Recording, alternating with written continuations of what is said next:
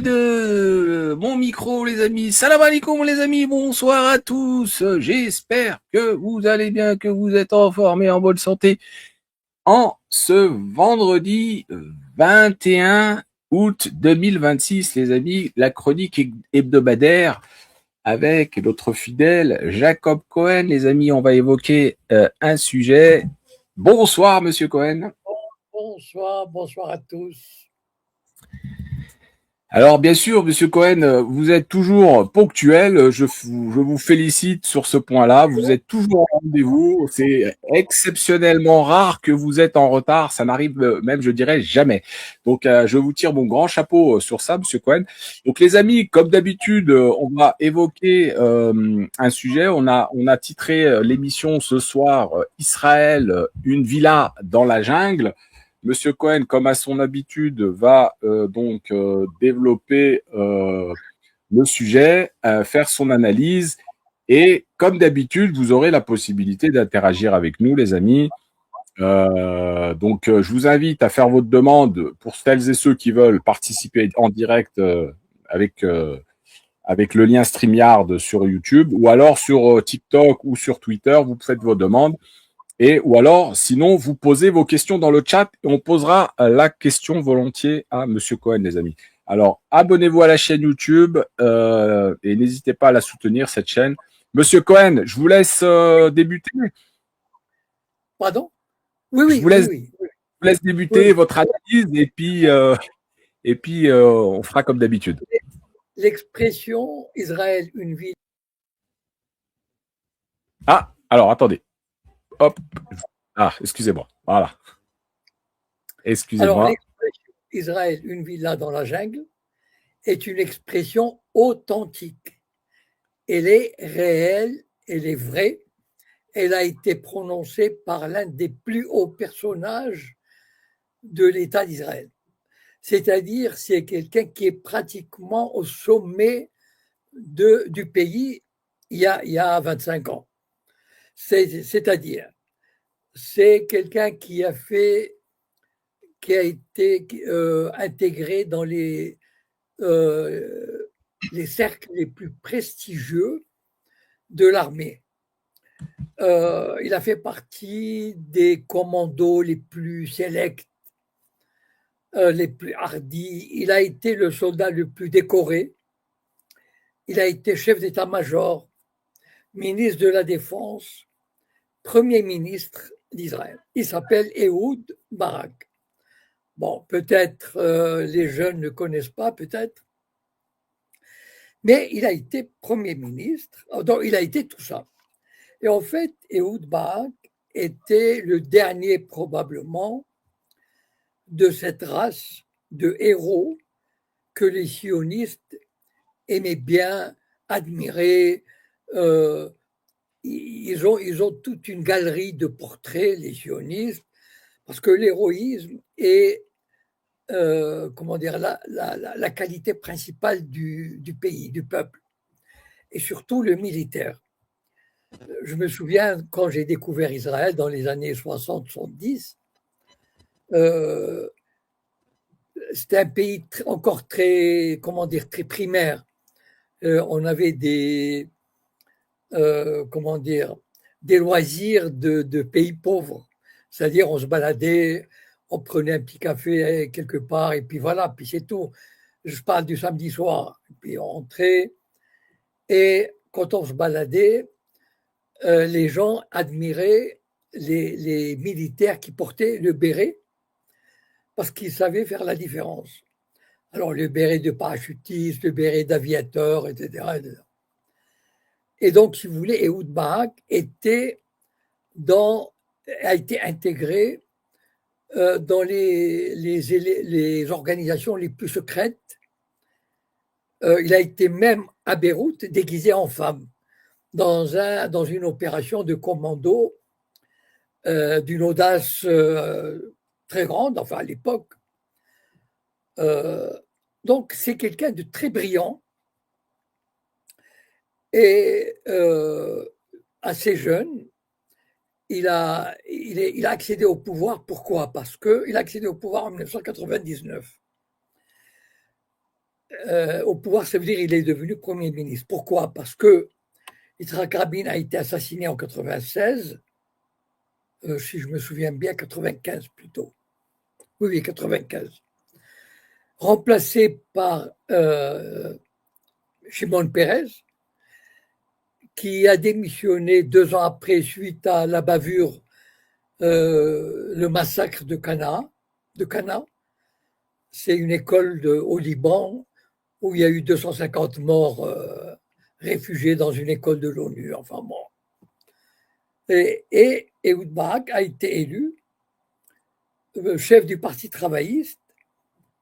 Et à l'époque, on avait dit, enfin, il avait porté énormément d'espoir. Je me souviens des articles de Libération, des dithyrambiques, etc. Et qu'il allait mener à la paix comme une guerre éclair, mais pour faire la paix. Puisque c'était le militaire le plus décoré, l'officier le plus hardi, enfin bon, bref. Et en fait, il s'est révélé finalement comme tout sioniste, soi-disant de gauche, et qui avait qui avait tendu un piège. C'est une histoire assez connue, mais assez ancienne, pour que je vous la raconte quand même. En 1990, donc il est Premier ministre, et il s'entend avec Clinton pour inviter Arafat à Camp David. Camp David, si vous tapez sur Google Camp David États-Unis, ce sont des baraques en bois, bon, évidemment très confortables, mais pour les réunions de week-end, les réunions en forêt, voilà, parce que ce sont des résidences de campagne, comme aiment bien les Américains, ils aiment beaucoup ce genre de refuge dans les forêts, surtout au Canada. Et c'est des cabanes en bois. Et donc, c'est Camp David, c'est une des résidences du président des États-Unis, mais d'été, pour recevoir, etc. Et donc, ils ont invité Arafat pour aboutir à un accord de paix. Et je me souviens, bon, ils sont restés 3-4 jours là-bas. En fait, c'était un piège tendu à Arafat. Le pauvre Arafat, qu'est-ce qu'il a avalé comme couleuvre? C'est terrible, c'est terrible. Mais bon, il a voulu aussi. Donc, il y a cette scène, par exemple, je ne sais pas si vous pouvez taper Camp David, Arafat, les Clinton. Il y a cette scène où ils se disputent pour entrer dans une cabane, Ehud Barak, Arafat, ils rigolent, etc. Bon, ça crée de l'ambiance.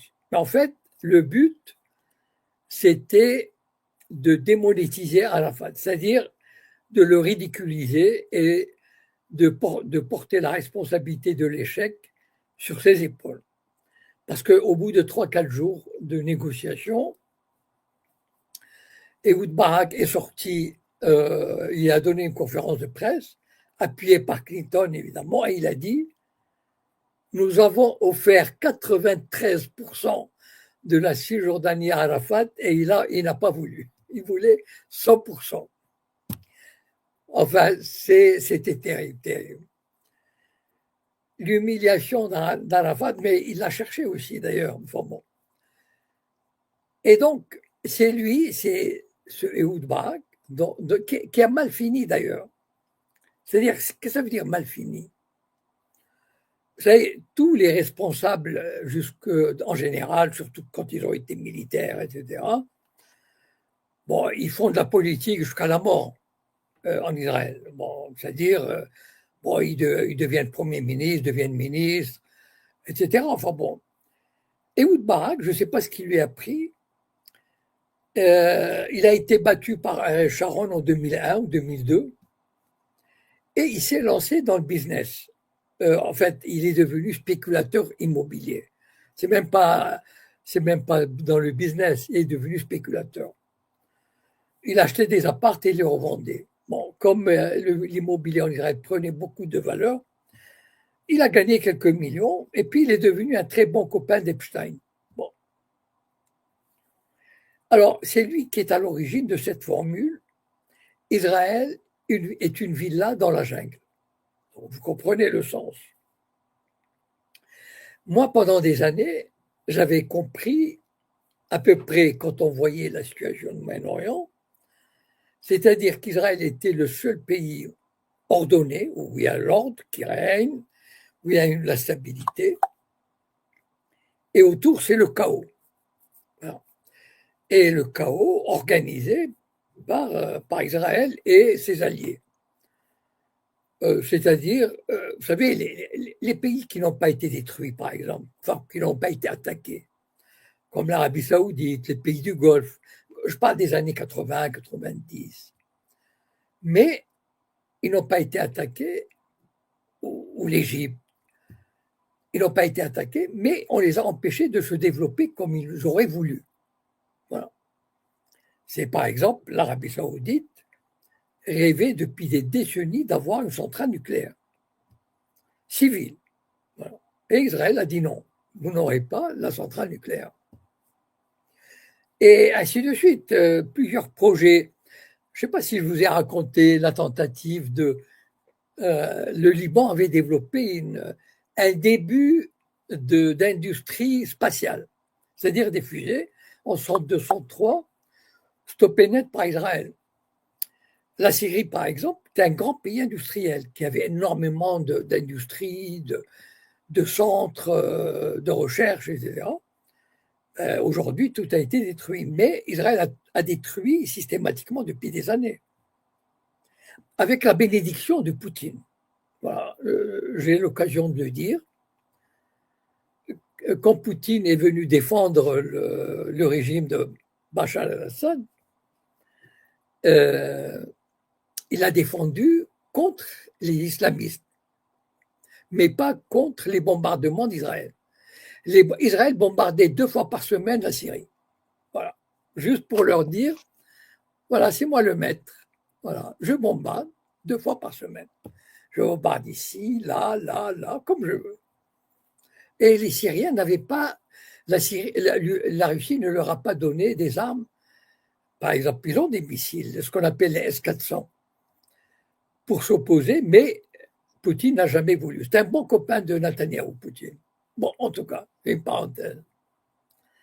Donc moi, je croyais que, au départ, j'imagine, c'est-à-dire que l'idéologie sioniste était basée sur le fait que nous allons créer une société solide, mais nous allons semer le chaos autour de nous. Pour plusieurs raisons. D'abord, pour montrer que, vous savez, quand des gens viennent en Israël, comme les Israéliens ont tout rasé, moi je me souviens de cette expression, enfin, ils arrivaient dans les années 60, ils disaient, oh là là, mais vous avez fait d'un pays où il n'y avait rien, un pays magnifique. Alors que, je ne sais pas si vous le savez, lorsqu'il y a eu le nettoyage ethnique de 1948, bon, les sionistes ont chassé 95% des Palestiniens, c'est-à-dire à peu près 700 000. Mais il y avait 450 villages palestiniens, des villages avec ce qu'on imagine. Il y avait des fermes, il y avait des mosquées, il y avait des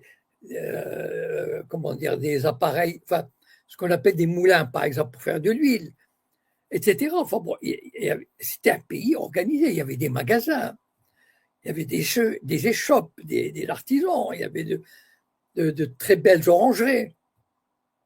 Les Israéliens ont tout rasé. Et j'avais dit à une époque, c'est la première fois qu'un conquérant détruit systématiquement tout ce qu'il y a sur le territoire qu'il a conquis. Mais systématiquement, même si ça pouvait lui servir, pour montrer que lui, il a construit un pays de rien du tout et que les autres, c'est des fainéants. D'ailleurs, les sionistes de base, c'était un blanc qui venait de Russie, d'Ukraine, et qui avait la mentalité d'occidental. Donc, il regardait l'indigène avec mépris.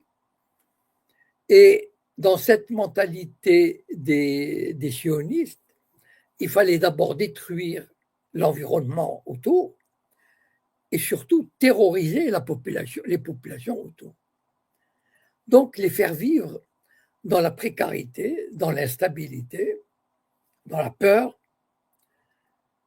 Et c'est pour ça, d'ailleurs, finalement, tous les pays arabes ont fini par s'incliner, se domestiquer, accepter. Enfin, voilà, bon, ils ont accepté le joug sioniste. Voilà. Comme on dit en latin, nolens volens. C'est-à-dire qu'ils le veuillent ou non, ils se sont soumis. Voilà. Point barre. Mais on a oublié ce qu'il y avait dans la formule Israël est une villa dans la jungle. Avec ce qui se passe à Gaza, cette formule a pris une dimension extraordinaire. C'est là où on voit, je pense que si Ehud Barak l'a dit, dans les années 90, c'est qu'il y pensait déjà à un moment donné un nettoyage ethnique total, voilà, complet de Gaza et de la Cisjordanie.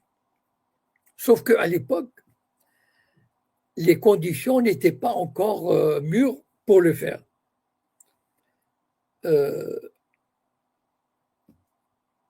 Parce que, bon,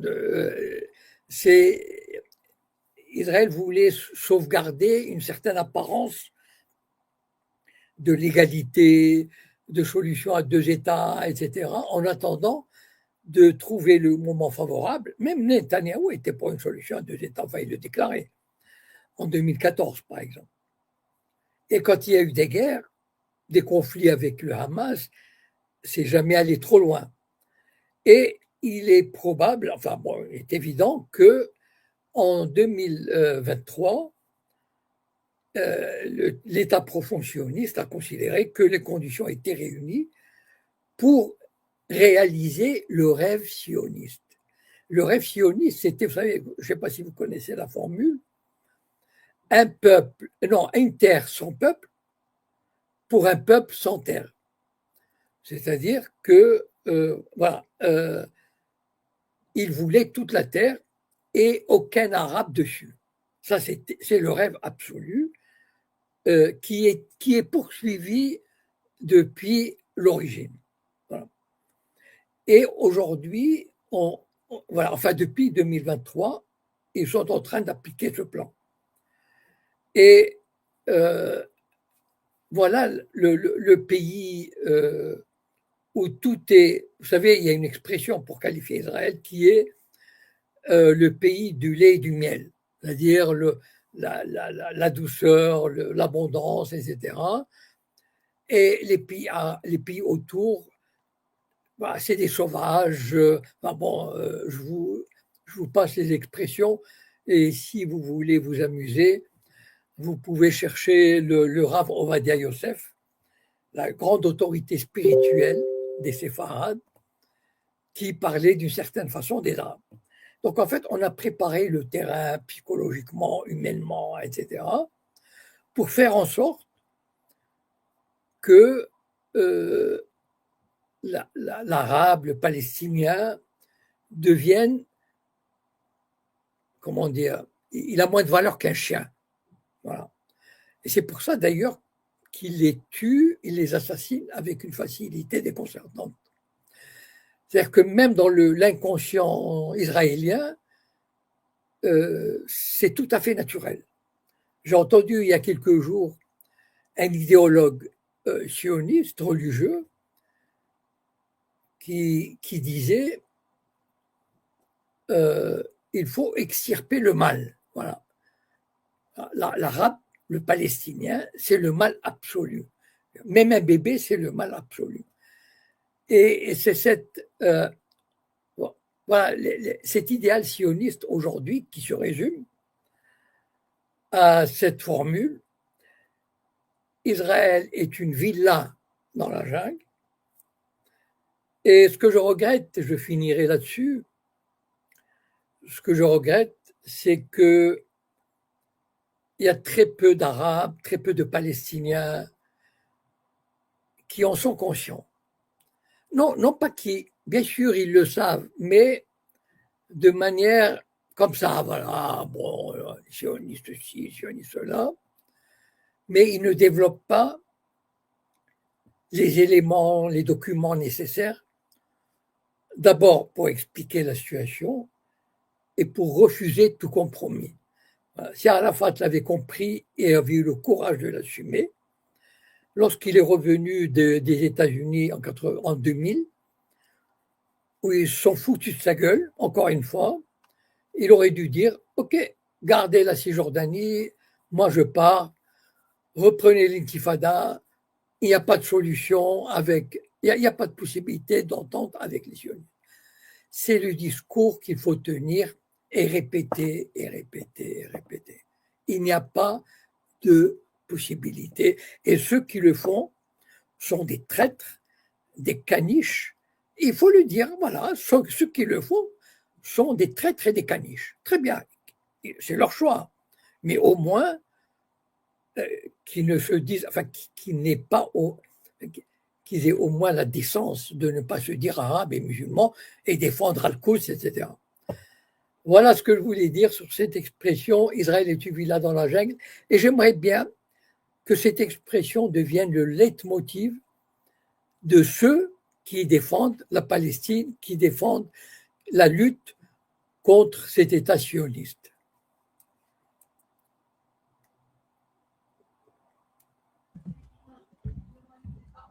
Merci, M. Cohen, pour votre analyse. Vous m'entendez?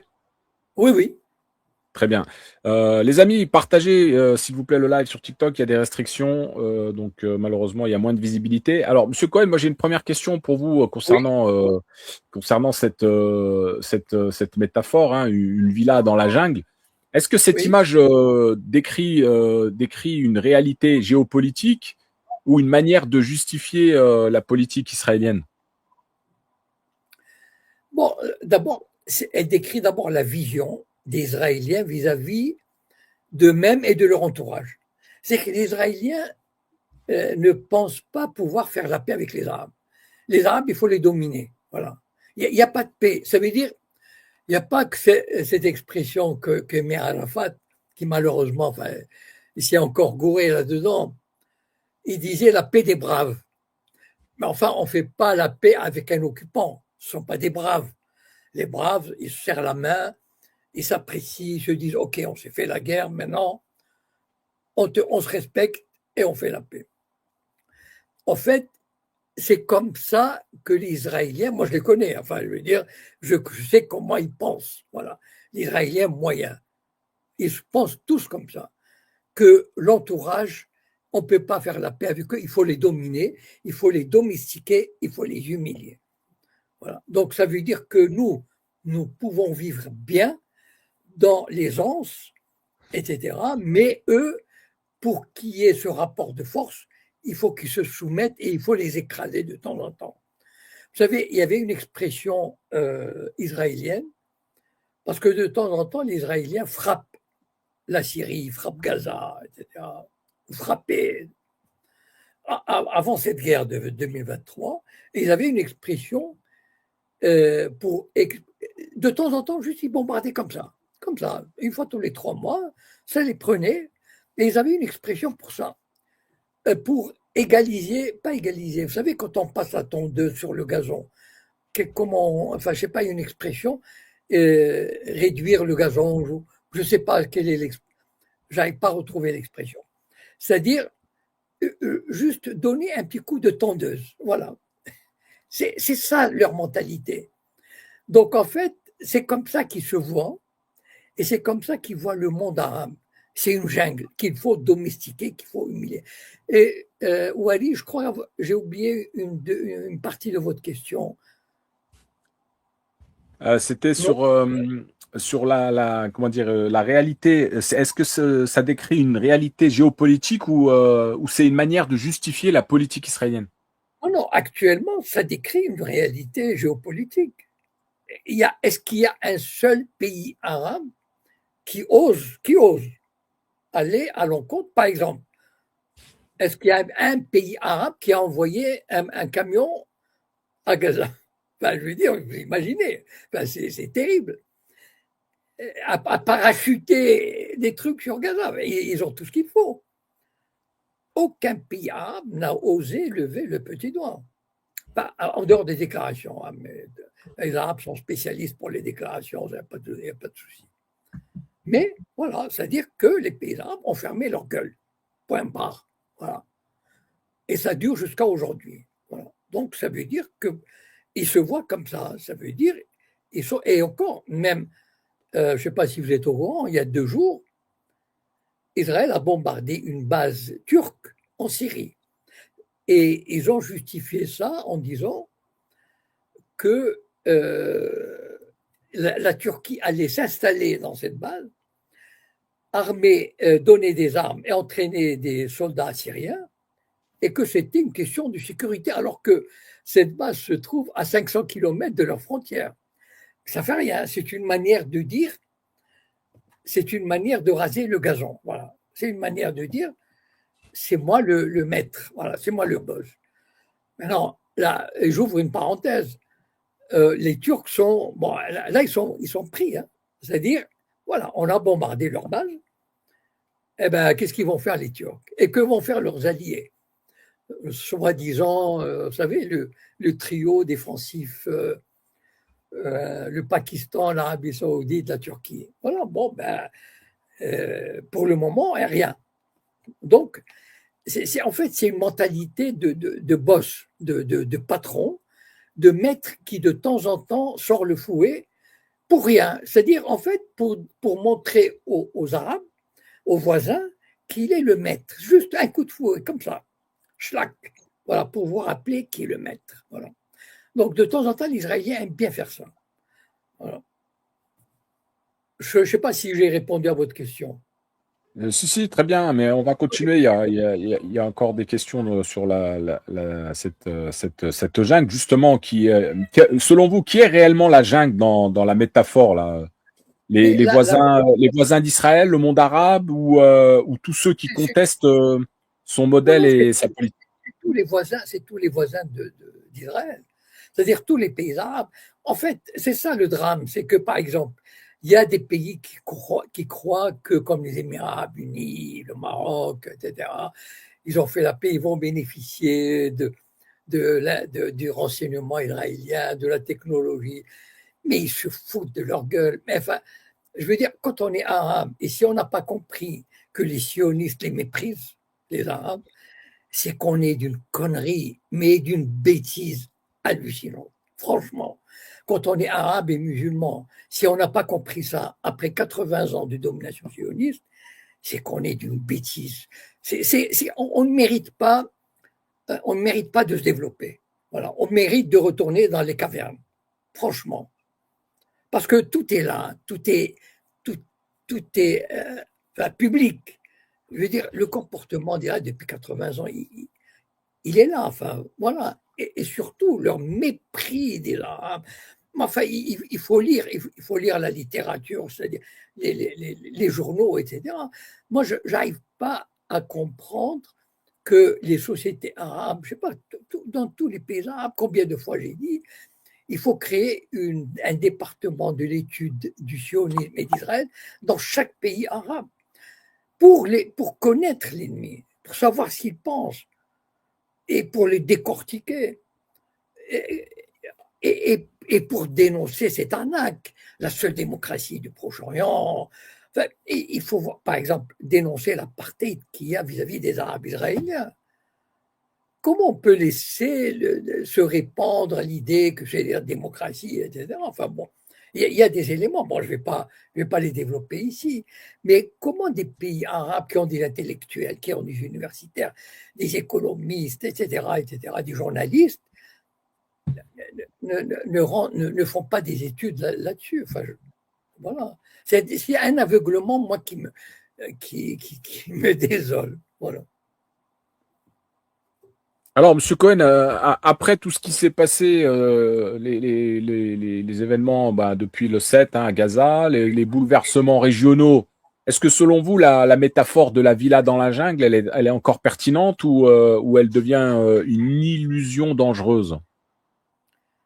Non, non, non, elle est toujours pertinente. Sauf qu'à un moment donné, c'est la grenouille qui a les yeux plus gros que le ventre.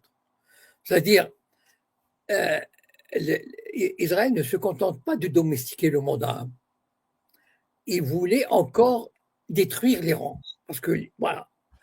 Eh ben, je pense que ça, c'est peut-être le coup de trop. Voilà. C'est-à-dire, il pensait que, bon, il a domestiqué le monde arabe. Il aurait pu se dire, très bien, bon, voilà, je suis le maître, je fais ce que je veux. Euh, bon, je suis propriétaire d'une villa extraordinaire, métaphoriquement parlant, et le monde arabe, il se développe selon mes désidératas. Voilà, c'est moi qui décide, parce que sinon, hop, je bombarde, et hop, voilà, point barre.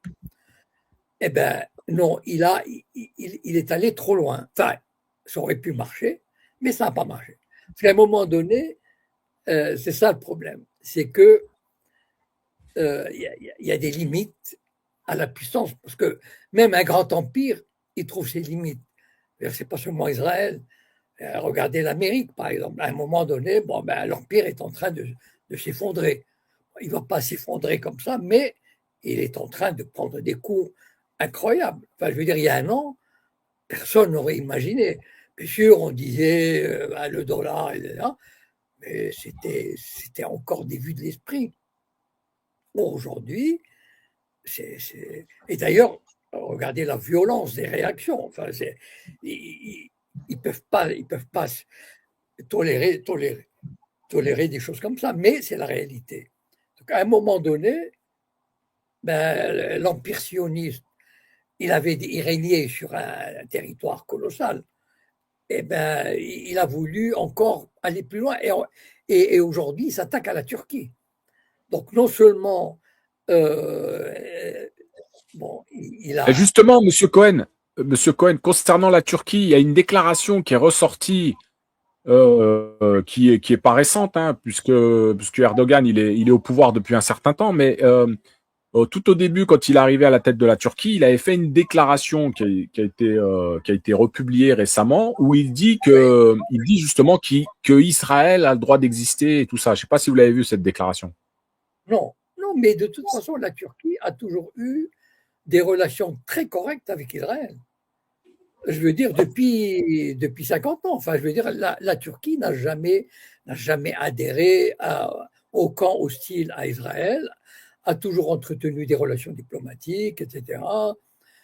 Et à part un petit moment en 2010 avec l'aventure du Marmara, bon, la Turquie, d'autant plus que c'est un allié des États-Unis, membre de l'OTAN, la Turquie, c'est grâce à la Turquie qu'Israël a pas mal de pétrole qui arrive de l'Azerbaïdjan, etc.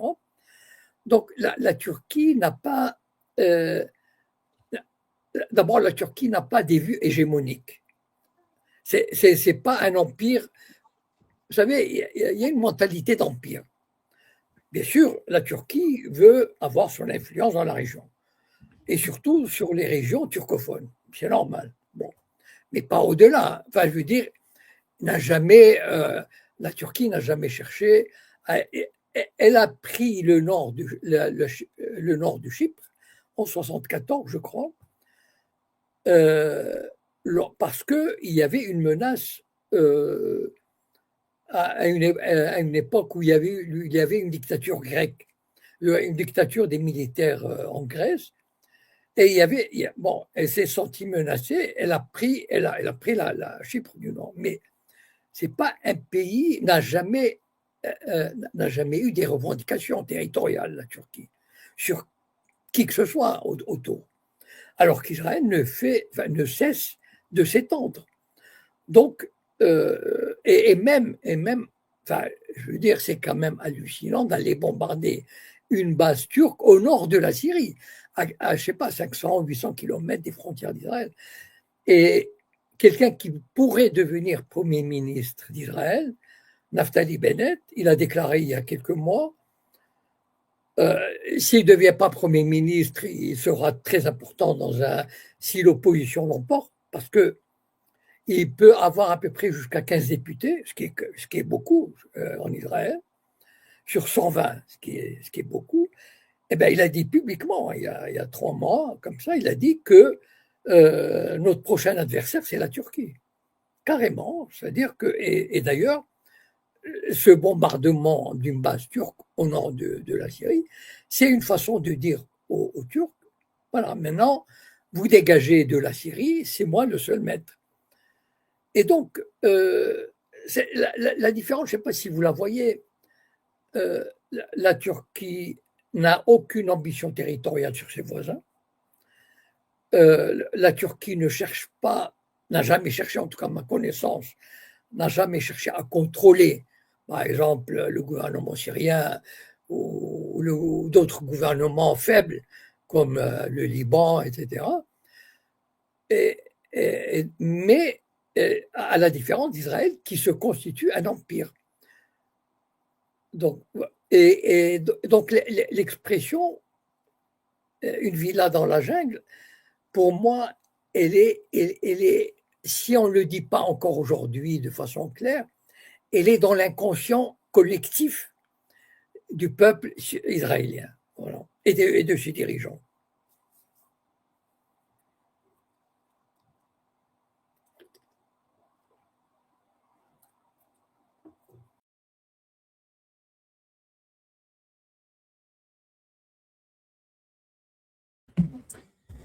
Alors, j'ai perdu M. Cohen. Alors, est-ce qu'il est là?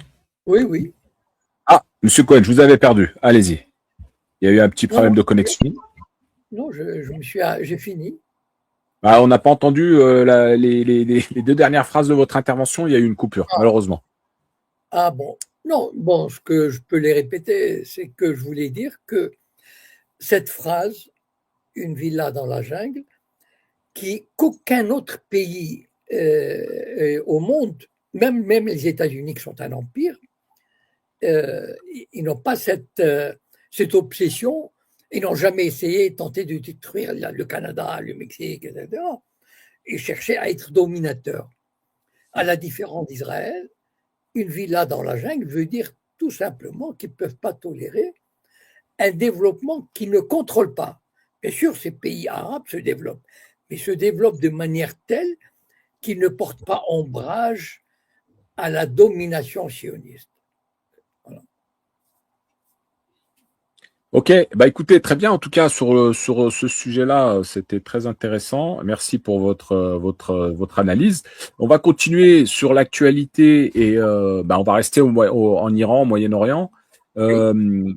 Dans la semaine, il y a eu, d'après les infos que j'ai vu passer, il y a eu soi-disant un message de l'Iran comme quoi le détroit était ouvert et qu'il y a eu des réactions sur les marchés. Hein, il y a eu une chute qui s'est faite assez rapidement.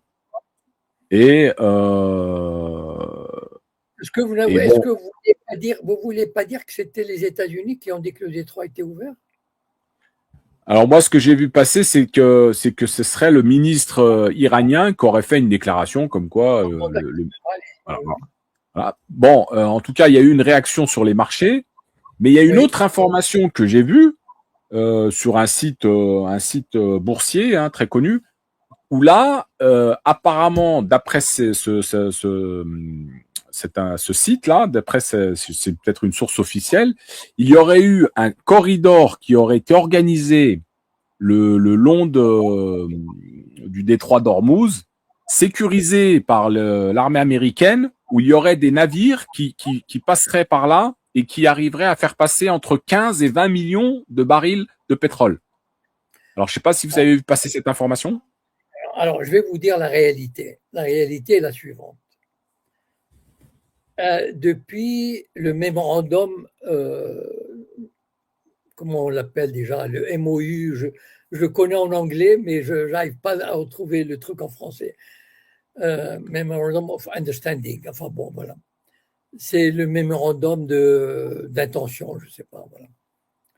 Donc, le mémorandum signé au mois d'avril, de 15 points. Depuis que Trump a dénoncé le mémorandum, il a tenté, depuis le mois d'avril hein, ou mai, Trump a essayé de faire passer, parce que Détroit d'Ormuz, il appartient, enfin, les eaux territoriales appartiennent à deux pays, l'Iran au nord et Oman au sud. Il n'y a pas d'eau internationale au détroit d'Ormuz. On passe soit par les eaux territoriales iraniennes, soit par les eaux territoriales omanaises. Donc les États-Unis se sont dit, ils ont lancé un appel pour appeler les pétroliers, etc., à passer du côté omanais. Et ils leur ont garanti leur protection. Or, ça n'a pas marché. Bon, c'est-à-dire que les pétroliers et les navires ont été bombardés. Bon, peut-être il y en avait un ou deux qui arrivaient à passer, mais quasiment vraiment pas grand-chose. En général, un jour normal, il y a une centaine de navires qui passent. Là, c'est peut-être un ou deux. Donc, en fait, le détroit est fermé. Enfin, il y a les navires qui veulent passer ou qui passent quand ils s'accordent avec l'Iran, c'est-à-dire obéissent aux injonctions iraniennes, aux conditions iraniennes et passent par les eaux territoriales iraniennes, ces navires-là peuvent passer. Sauf qu'à la sortie, il y a un blocus américain. Voilà. Bon. Donc, il y a très peu de passages. Et en fait, l'Amérique essaye constamment de faire passer. L'Amérique trouve toujours soit les Émirats arabes unis, soit des. Voilà, ils trouvent toujours des candidats au suicide. Voilà. Parce qu'en fait, passer par le détroit d'Ormuz dans les eaux iraniennes, dans les eaux omanaises, c'est un suicide. Voilà. Parce que la protection américaine, elle est aérienne. Or, la protection aérienne ne veut rien dire. Elle est de peu d'utilité. S'il y avait des navires américains, oui, là on aurait dit, voilà, ils sont protégés par le porte-avions, le destroyer, etc. Mais les navires américains sont à des centaines de kilomètres parce qu'ils ont la trouille. Donc, en fait, les Américains, ils ouvrent leur grande gueule. D'ailleurs, même Trump a annoncé cette semaine que le détroit d'Ormuz est devenu territoire américain. Alors, on ne sait pas par la grâce de qui, de quoi, voilà. Non, vous savez, il faut toujours se méfier de ce que disent les Américains, et surtout Trump. Il dit n'importe quoi, et ils sont capables des pires mensonges. Vous savez, la situation est très difficile aux États-Unis, et moi j'entends les officiels américains, Trump, son ministre de l'économie, dire non. On n'a jamais, l'économie américaine n'a jamais aussi bien fonctionné. Enfin, c'est la belle vie, quoi. Alors que les Américains, mais tout augmente. Enfin bon, en tout cas. Donc, la réalité, c'est qu'il y a peut-être un ou deux navires qui passent, et encore, il y a des navires qui sont bombardés, qui tentent de passer du côté omanais, et donc il y a un blocage à ce niveau-là. Voilà. Et ceux qui vous disent le contraire, ils racontent des histoires. Et je suis étonné qu'un ministre iranien ait dit, à moins qu'il ait voulu laisser entendre que le détroit, effectivement, le détroit d'Ormuz, si un navire veut passer, il s'entend avec les Iraniens, il peut passer, il n'y a pas de problème. Voilà. Alors, merci, Monsieur Cohen, pour votre réponse.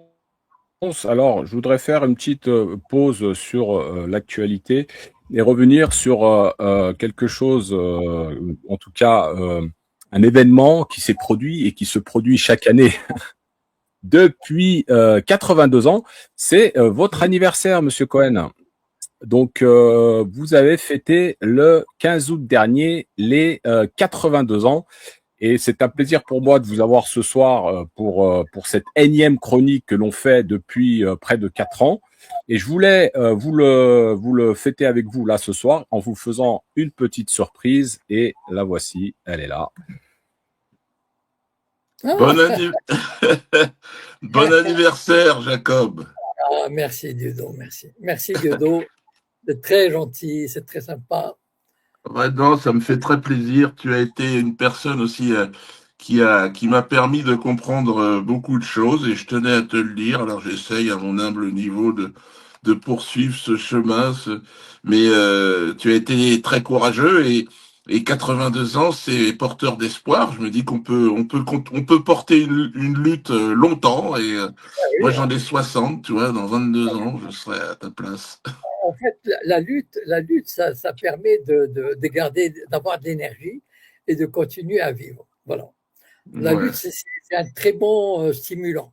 En tout cas, c'est très sympa de ta part et merci Ouari pour cette excellente surprise.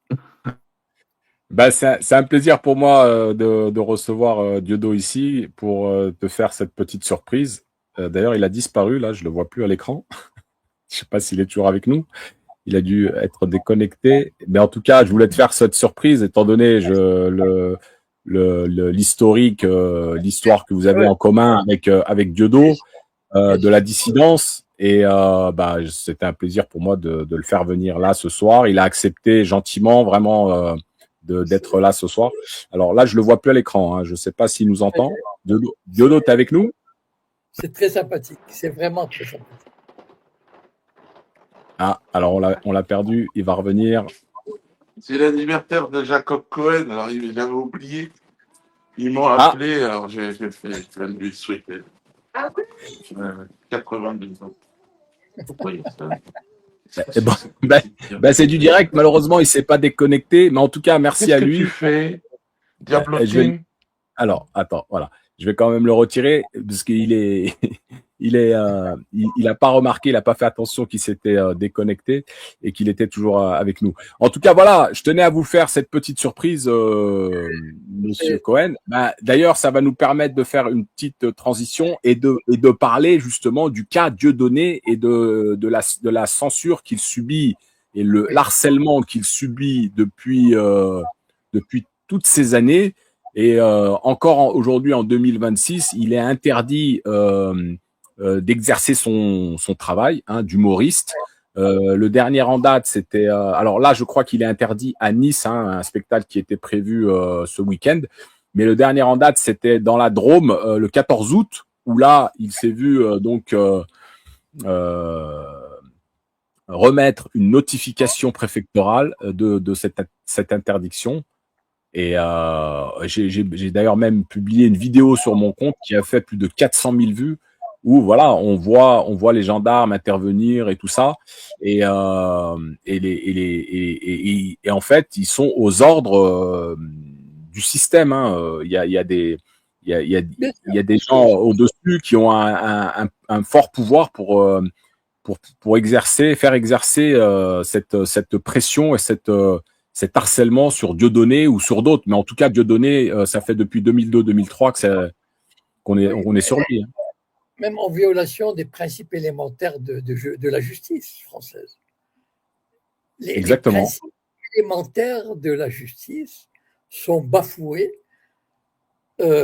allègrement par les plus hautes instances de la République pour combattre un homme qui ne leur convient pas, voilà, hein, qui rue dans les brancards. Et voilà, il n'y a même pas de justice. Moi, je me souviens, par exemple, Manuel Valls, en tant que Premier ministre, il avait interdit, il a comment dire, il a violenté le Conseil d'État pour qu'il prenne une décision a priori. C'est-à-dire, d'habitude, on n'interdit pas quelque chose a priori en France. On laisse quelqu'un s'exprimer, faire un spectacle, et s'il y a un problème, on le condamne a posteriori. Eh bien, il a réussi en 2015, il a obligé le Conseil d'État à interdire avant le spectacle, et ça, je me souviens, c'était vraiment une grosse affaire. Ça veut dire que finalement, le système juridique en France et dans les démocraties occidentales, c'est une illusion. C'est-à-dire, il y a un semblant de démocratie, on le fait tant que ça arrange, ça dérange pas trop le système, le monde, etc. Voilà. Donc, on a cette vitrine parce qu'on estime qu'il est beaucoup plus facile de mener les gens dans un semblant de démocratie que sous une dictature. Voilà. Il y a un consensus, on vote, et on fait semblant qu'il y a un état de droit. Mais lorsque l'État est touché au plus profond de son être, lorsqu'il est touché par une critique vitale, là, les règles de droit, on les oublie. Et c'est là où on voit le vrai visage du système, c'est-à-dire la dictature, voilà, tout simplement. Et d'ailleurs, Dieudonné a même été cité dans l'affaire Epstein. Hein. Il y a des mails où il y a son nom qui est cité. Oui, parce que il y a une dame de Rothschild, j'ai oublié son prénom. Ariane de Rothschild. Ah oui, voilà. Qui avait demandé à Epstein quelque chose comme ça. Hein, oui, c'est ça. Qu'il y avait quelqu'un qui dérangeait un peu. Qu'est-ce qu'on pouvait faire pour pour l'éliminer, etc. Donc, bon, et en plus, il y a aussi un côté, ce système a besoin d'avoir des ennemis. Voilà, comme par exemple Israël a besoin d'un ennemi comme le Hamas. Voilà. Longtemps, il l'a maintenu en vie, en le développant, etc. Et on a besoin de quelqu'un qui concentre la haine, l'antisémitisme, entre guillemets, l'antisémitisme, et pour créer cette espèce d'abord de constituer un front commun contre ceux qui veulent détruire le système, ceux qui en veulent aux juifs, etc. Moi, je me souviens de donner au début, quand on s'est connus, 2014, je crois, 2013-2014, il m'avait pas mal interrogé sur la communauté juive, comment elle le ressentait, elle ressentait, parce que il comprenait pas, il pensait il voulait arriver à une espèce de compréhension, d'entente, etc. Il était prêt au dialogue, il voulait comprendre. Mais en fait, je lui ai expliqué que une fois qu'on devient un ennemi du lobby, c'est pour la vie. Enfin, je veux dire, parce qu'on a intérêt à avoir cet ennemi qui concentre, on dirait, regardez quelqu'un qui veut nous tuer. Et d'ailleurs, je rappelle cette anecdote à propos de Dieudonné. Bien avant qu'il fasse son fameux sketch, vous savez, en 2000, Dieudonné, qui avait déjà joué dans un film ou deux, il a eu un projet de faire un film sur l'esclavage en 2000. Et il a déposé un dossier au Centre national du cinéma pour obtenir une avance sur recette. Et tous les films obtiennent 90% d'avance sur recette. Et qui présidait, à l'époque, il n'était pas encore diabolisé. Hein. Et en 90, qui était le président de la commission d'avance sur recette? Vous devinez pas? Bernard-Henri Lévy. Et naturellement, BHL a refusé. Pourquoi? Parce qu'il avait deviné déjà le danger qu'il y avait à donner la parole à Dieudonné, c'est-à-dire il y allait y avoir une concurrence victimaire. C'est-à-dire, si l'esclavage fait l'objet d'un film qui peut avoir du succès, etc., on va dire, ah ouais, quand même, il y a d'autres peuples qui ont souffert, l'équivalent de l'Holocauste. Ah, il n'y a pas que le peuple élu, etc. Donc, voilà, ça dérangeait un peu. Ça dérangeait, donc on ne lui a pas donné l'avance sur recette. Et aujourd'hui, il y a un journaliste qui a une chaîne, ou qui a un certain nombre un gros compte sur YouTube ou qui diffuse des entretiens avec des personnalités et tout. Puis je crois qu'il a reçu Dieudonné et aujourd'hui il subit des pressions à son tour. Hein. C'est quelqu'un de connu. Je sais plus, j'arrive plus à retrouver son nom. Mais bon, je vous le redirai à l'occasion, mais on voit que quand on donne la parole à des personnes comme Dieudonné qui sont blacklistées, ben derrière on peut avoir des représailles aussi, hein. Ah, mais c'est évident, de toute façon, il y a beaucoup de gens, par exemple, qui allaient voir le spectacle, ou bien qui disaient, qui lui parlaient en privé, mais qui disaient, il ne faut pas le dire, voilà, parce que, bien sûr, parce qu'ils ont peur de se faire massacrer. D'ailleurs, le spectacle qui est annulé à Nice, euh, Oui, la préfecture de police, je crois, menace toutes les personnes qui viendraient et de les amender, quoi. oui, oui, oui, j'ai entendu ça déjà depuis, pour d'autres spectacles, que les gens qui allaient, qui pouvaient aller voir le spectacle pouvaient avoir une amende.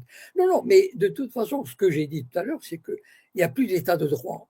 Quand il s'agit d'un ennemi de la République, enfin, de quelqu'un nommé, désigné ennemi de la République, tout est permis. Voilà, ça veut dire aucune règle de droit n'est respectée, parce qu'au nom de ce principe d'ennemi de la République, on peut tout se permettre. Ouais. Est-ce que vous voyez les choses changer, Monsieur Cohen, pour 2027 et... De quel point de vue de, Bah, déjà, on aura normalement un nouveau président, hein, normalement, si à moins qu'il y ait un coup d'État et voilà. Mais, moi, mais la moi, je suite vois pas sera comment selon vous? moi, je vois pas vraiment de changement, c'est-à-dire les lignes de force de la société française sont connues. Le peuple, les citoyens français, je ne dis pas les Français, les citoyens, il y a une différence. Les citoyens sont ceux qui votent, ceux qui participent à la vie politique, qui acceptent les règles sur les trucs, vous savez ce que je veux dire, euh, les virus, etc. Ces citoyens-là, pour moi, les 2 tiers de ces citoyens sont condamnés à perpétuer le système parce qu'ils le veulent. C'est-à-dire, c'est pas par résignation, par choix, parce qu'ils sont serviles, parce qu'ils ont la trouille, parce qu'ils ont besoin d'un maître. Pour toutes sortes de raisons, ils perpétueront le système, le même système, même s'ils savent au fond d'eux-mêmes que ce système les mène à la ruine, mais ils ne peuvent pas imaginer autre chose. Donc, je ne vois pas vraiment de changement en 2027. Ça m'étonnerait fort. Voilà. Et on changera de tête, mais c'est ça l'illusion. C'est que beaucoup de Français vont croire qu'en changeant de tête, il faut changer quelque chose, mais pas du tout. Mais enfin, et c'est marrant parce qu'ils se font avoir à chaque élection. Mais bon, c'est la vie, hein, c'est comme ça. Ouais, vous voyez une personnalité, vous, sortir du lot ou pas?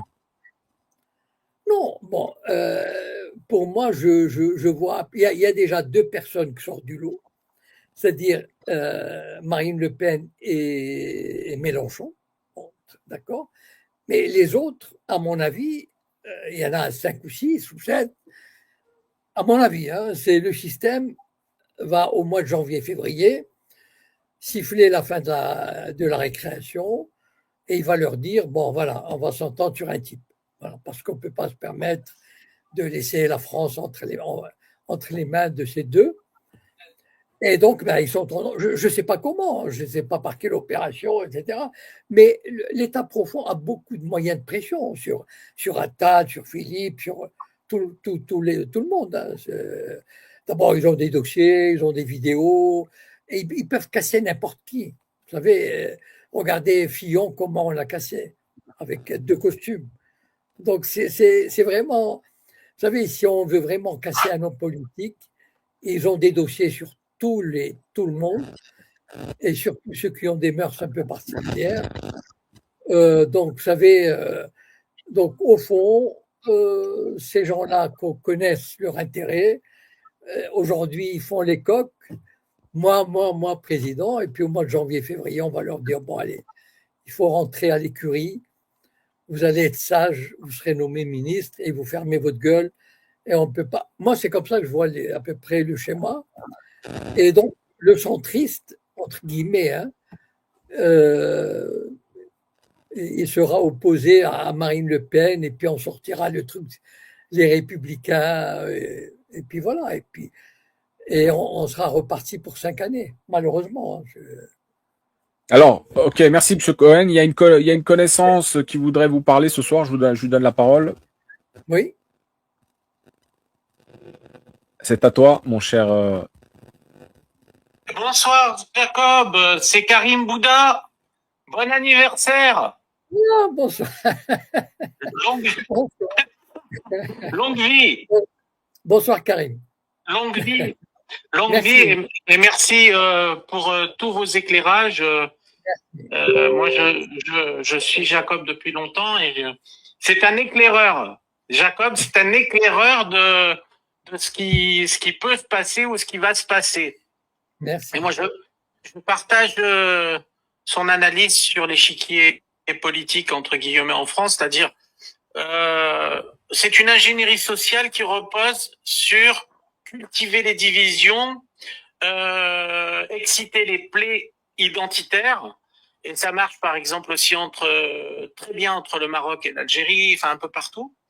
Et entre les sunnites et les chiites, tralala, c'est super bien étudié. Alors, si on revient à l'échiquier français, on aurait De Villepin, mais il est out parce sa clientèle politique le trouve pas crédible. Justement, le trouve pas crédible parce que dans le cadre de la servitude volontaire, c'est des contrats en fait, à mon avis, dans l'échiquier français de servitude volontaire. C'est ça, comme vous en aviez parlé, Jacob, il y a quelque temps de cette servitude volontaire. On est satisfait. On va avoir des gens qui nous défendent contre. Excusez-moi d'employer des mots vulgaires, contre les bougnoules des quartiers, contre les islamistes, tout ça c'est des guillemets, mais c'est super bien étudié et peu de gens ont le courage. Je crois que c'est vrai que c'est une donnée des populations humaines, la majorité sont des suiveurs, et donc si on revient à l'échiquier français, les jeux sont faits. Sauf un événement imprévisible. J'ai l'impression qu'en France, tout est fait pour cultiver des potentielles guerres civiles. Moi, c'est l'impression que j'ai. Et ça, j'espère que ça n'arrivera pas, mais je suis très inquiet. Je ne sais pas quelles sont vos opinions, mais moi, je me permets de vous poser la question. Et encore, très bon anniversaire à Jacob. Merci. Non, mais j'ai répondu. C'est comme ça que je vois les événements de l'année prochaine. Voilà. Bon, bah, très bien. En tout cas, merci à Karim d'être monté pour vous passer un petit message. Et Oui. merci encore à vous, Monsieur Cohen. On va clôturer avec une petite chanson pour vous souhaiter un bon anniversaire et longue vie à vous. Et on se donne rendez-vous la semaine prochaine. Très bien, merci. Hein. Merci pour cette soirée exceptionnelle et pleine de surprises. C'est très sympathique. Merci, Monsieur Cohen.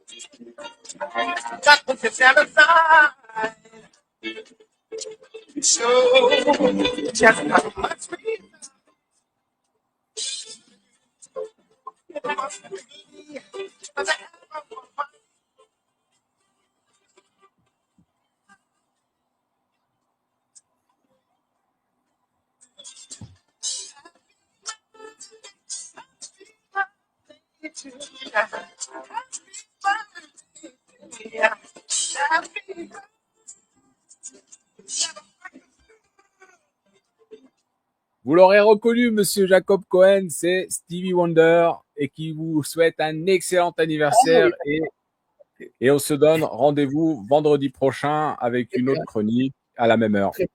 Alors, bonsoir et ciao. Merci, Monsieur Cohen. Au revoir. C'est moi. Au revoir.